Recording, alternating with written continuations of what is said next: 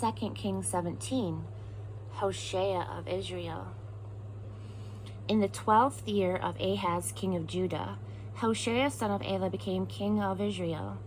He ruled in Samaria for 9 years. As far as God was concerned, he lived a bad life, but not nearly as bad as the kings who had preceded him. Then Shalmaneser, king of Assyria, attacked. Hoshea was already a puppet of the Assyrian king and regularly sent him tribute. But Shalmaneser discovered that Hoshea had been operating traitorously behind his back, having worked out a deal with King So of Egypt, and adding insult to injury. Hoshea was way behind on his annual payments of tribute to Assyria. And so the king of Assyria arrested him and threw him in prison, and then proceeded to invade the entire country. He attacked Samaria and threw up a siege against it. The siege lasted for 3 years. In the 9th year of Hoshea's reign, the king of Assyria captured Samaria and took the people into exile into Assyria.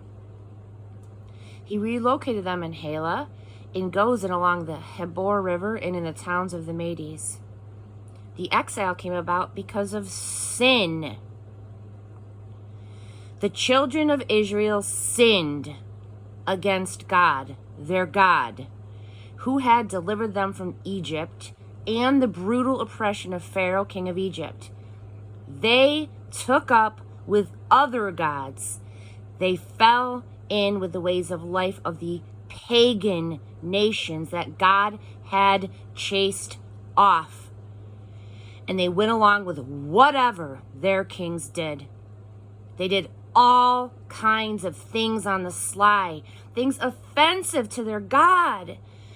And then they openly and shamelessly built local sex and religion shrines at every available site. They set up their sex and religion symbols at practically every crossroads. Everywhere that you looked, there was smoke from their pagan offerings to the deities. The identical offerings that had gotten the pagan nations off into exile.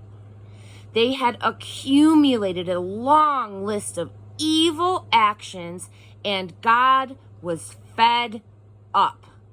He was fed up with their persistent worship of gods carved out of dead wood or shaped out of clay, even though God had plainly said, "Don't do this ever."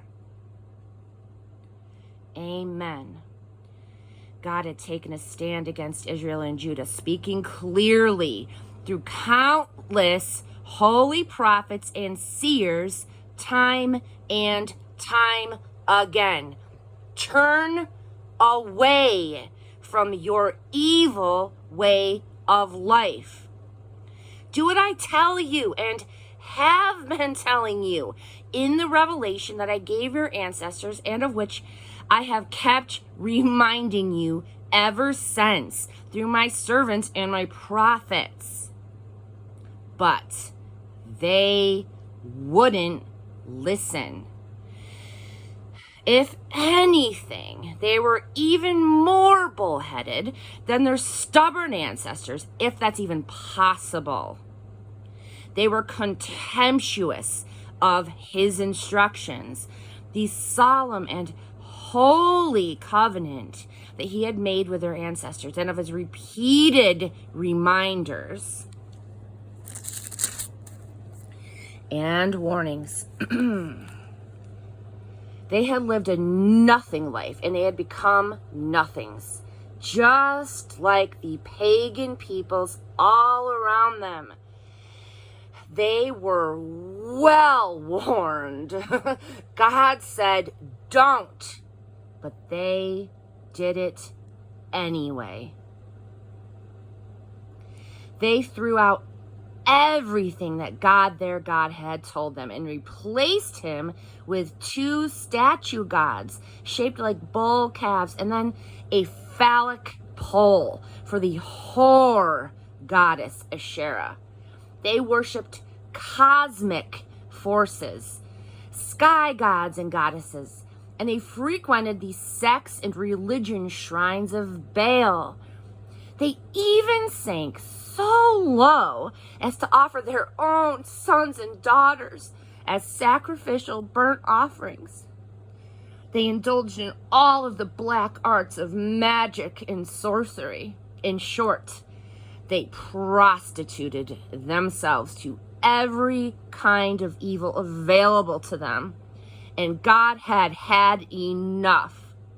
God was so thoroughly angry that he got rid of them, got them out of the country for good, until only one tribe was left, Judah. Judah actually wasn't even much better, because Judah also failed to keep God's commands, falling into the same way of life that Israel had adopted. God rejected everyone connected with Israel. He made life hard for them and permitted anyone with a mind to exploit them to do so. And then this final no, as he threw them out of his sight. Back at the time that God ripped Israel out of their place in the family of David, they had made Jeroboam, son of Nebat, king. Jeroboam debauched Israel. He turned them away from serving God, and he led them into a life of total sin. The children of Israel went along with all of the sins that Jeroboam did, never murmured so much as a word of protest. In the end, God spoke a final no to Israel, and he turned his back on them. He had given them fair warning and plenty of time through the preaching of all of his servants, the prophets. And then he exiled Israel from her land to Assyria, and that's where they are now. The king of Assyria brought in people from Babylon, Cutha, and Ava, Hamath, and Sepharvaim, and relocated them in the towns of Samaria, replacing the exiled Israelites. They moved in as if they owned the place, and they made themselves at home. When the Assyrians first moved in, God was just another god to them. They neither honored nor worshipped him. Then God sent lions among them, and people were mauled and killed. This message was then sent back to the king of Assyria. The people that you brought in to occupy the towns of Samaria don't know what's expected of them from the God of the land, and now he sent lions, and they're killing people right and left because nobody knows what the God of the land expects of them.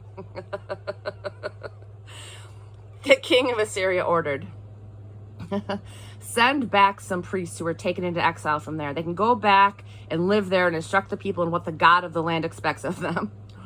One of the priests who had been exiled from Samaria came back and moved into Bethel. He taught them how to honor and worship God. But each people that Assyria had settled went ahead anyway, making its own gods and setting them up in the neighborhood sex and religion shrines that the citizens of Samaria had left behind, a local custom-made god for each people. For Babylon, Sukkoth-Benoth. For Cutha, Nergal. For Hamath, Ashima. For Ava, Nibhaz and Tartik. For Sepharvaim, Adramelech and Anamelech. People burned their children in sacrificial offerings to these gods. They honored and worshipped God, but not exclusively. Amen. They also appointed all sorts of priests, regardless of qualification, to conduct a variety of rites at the local fertility shrines. They honored and worshipped God, but they also kept up their devotions to the old gods of the places that they had come from. And they're still doing it, still worshiping any old god that has nostalgic appeal to them. They don't really worship God. They don't take seriously what he says regarding how to behave and what to believe, what he revealed to the children of Jacob, whom he named Israel. God made a covenant with his people, and he ordered them, don't honor other gods. Don't worship them. Don't serve them. Don't offer sacrifices to them. Worship God, the God who delivered you from Egypt in great and personal power. Reverence and fear him. Worship him. Sacrifice to him and only him. All the things he had written down for you, directing you in what to believe and how to behave. Well, do them for as long as you live, and whatever you do, don't worship other gods. And the covenant that he made with you, don't forget your part in that. And don't worship other gods. Worship God and God only. He's the one who will save you from enemy oppression. Amen. But they didn't pay attention. They kept doing what they have always done. As it turned out, all the time that these people were putting on a front of worshiping God, they were at the same time involved with their local idols. And they're still doing it, like father, like son.